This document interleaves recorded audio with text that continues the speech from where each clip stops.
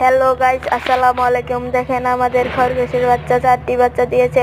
এখন 4 দিন হয়ে গেছে। তো আমি অনেক সুন্দর হয়েছে। আমরা আমরা এখন আমরা এখন দেখতেছি আমাদের বাচ্চাদের ইয়ের মধ্যে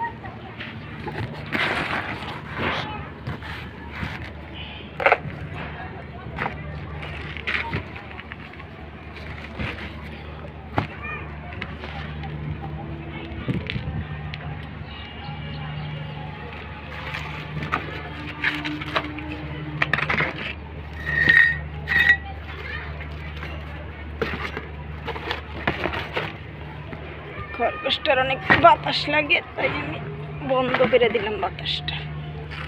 সুন্দর করে বাতাস বন্ধ করে দিয়ে দিলাম।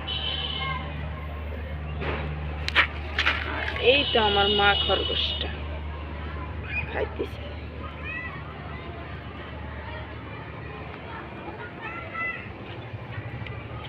সুন্দর করে খাচ্ছে।